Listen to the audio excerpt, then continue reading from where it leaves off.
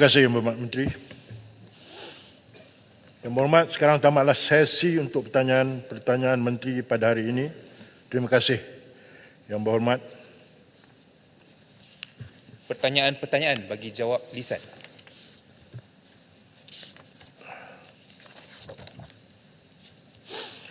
Bismillahirrahmanirrahim. Kita mula pertanyaan-pertanyaan lisan. Dalam senarai Yang Berhormat jempol tidak dapat hadir, kita terus ke soalan yang kedua. Dipersilakan Datuk Seri Ikmal Hisham bin Abdul Aziz Yang Berhormat Tanah Merah. Terima kasih Datuk Yang Ketua. Semangat Datuk Ketua ini. Ringgit kita nampaknya menjunam sepanjang masa. Ekonomi negara tak tentu hala. Rakyat makin sakit kepala. Soalan saya nombor 2. Terima kasih. Silakan Yang Berhormat Menteri. Bismillahirrahmanirrahim. Assalamualaikum warahmatullahi wabarakatuh dan salam sejahtera.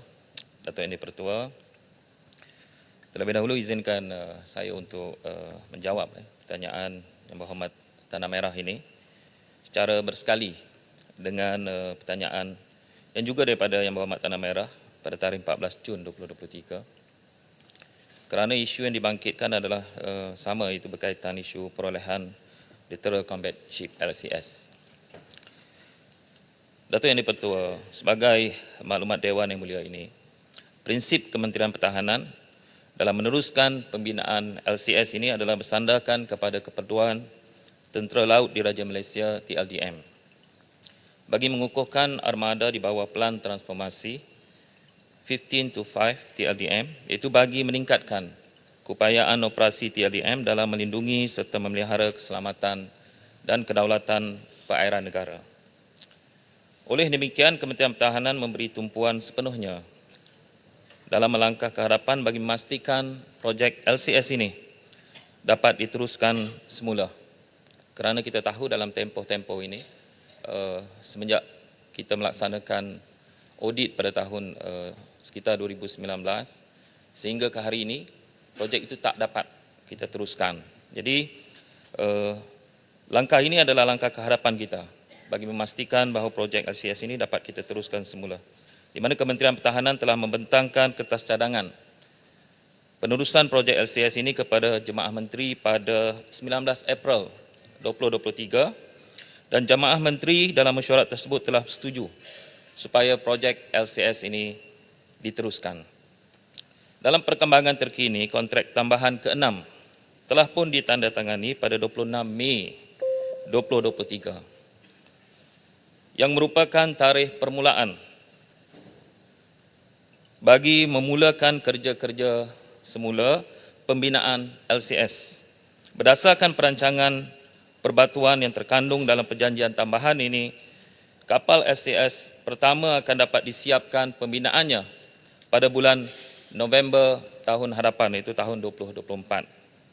Sebelum melalui beberapa penilaian, iaitu Harbour Acceptance Test HAT dan Sea Acceptance Trial SAT oleh pihak TLDM itu sendiri.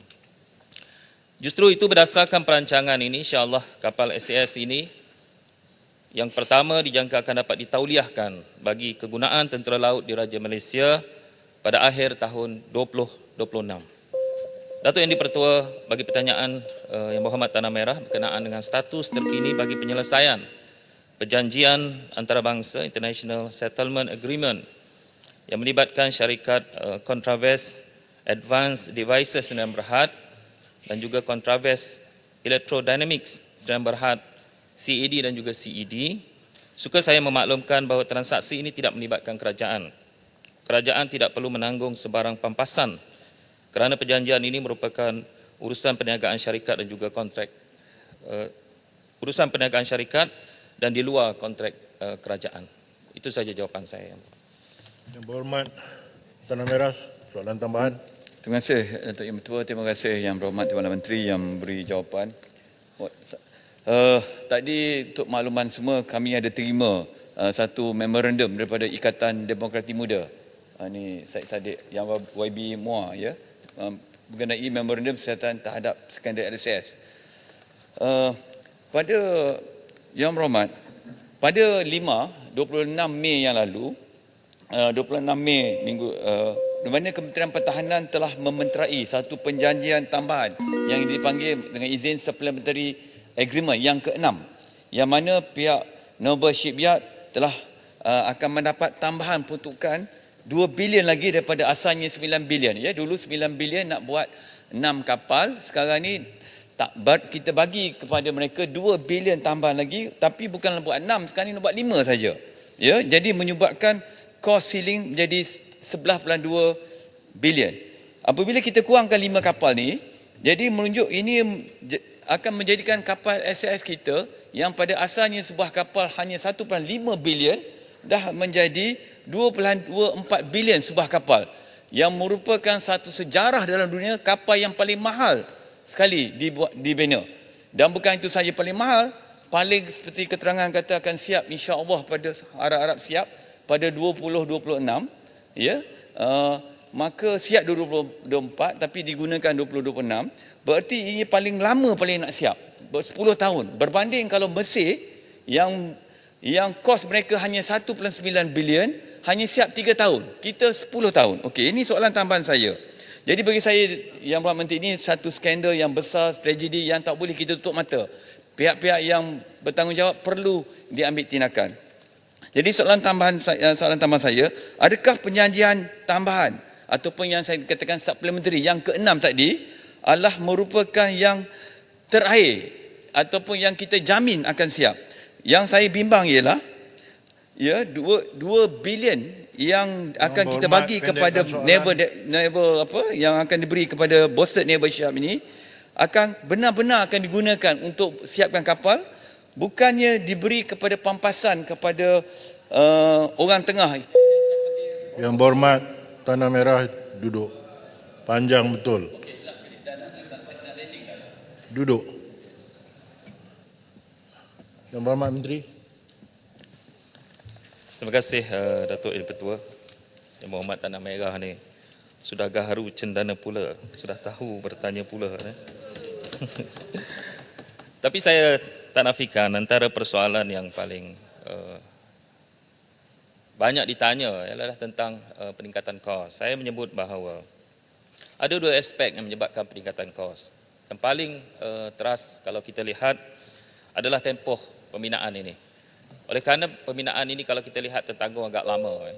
Jadi kita dalam perjanjian yang baru yang ke-6 ini, kita memerlukan 83 bulan tambahan tempoh pembinaan ini. Kerana bila kita bersetuju untuk meneruskan projek LCS ini, sudah barang pasti kita memerlukan tempoh. Kerana kalau kita tengok perjanjian asal itu, sepatutnya kapal LCS pertama itu dapat kita siapkan pada tahun 2019 pembinaannya. Jadi kalau kita lihat ini, jadi pertambahan 83 bulan itu sudah barang pasti memberikan beberapa kos. Tetapi kos antara yang terbesar pertambahan itu adalah berdasarkan kepada perubahan spesifikasi variation order, berdasarkan kepada keperluan daripada tentera laut di Raja Malaysia itu sendiri. Contohnya saya mengambil memaklumkan kepada Dewan ini, antara tambahan ataupun perubahan spesifikasi itu ialah di mana kerajaan telah meluluskan spesifikasi LCS ini bagi surface to surface missile contohnya. Jadi ini adalah satu keperluan pertahanan negara. Begitulah juga dengan decoy launching system DLS dan beberapa lagi sistem pertahanan yang bagi kita ini adalah beberapa kos tambahan. Yang kedua, macam saya sebutkan tadi, tempoh 83 bulan itu, tambahan itu juga memberikan beberapa kos kepada kita. Tapi tidak kita nafikan bahawa melalui perjanjian baharu ini, tadi ada disebut oleh Yang Berhormat Tanah Merah, kebimbangannya dengan peranan orang tengah. Kadang-kadang kita di peringkat Kementerian Pertahanan, so kita salurkan melalui Kementerian Kewangan itu salurkan pembayaran. Pembayaran itu diterima oleh syarikat. Kadang-kadang syarikat itu dia ada orang tengah dia. Dan akhirnya kewangan itu tidak sampai kepada OEM itu. Itu antara dapatan sendiri dalam, kalau kita lihat dalam PAC, ini antara kelemahannya.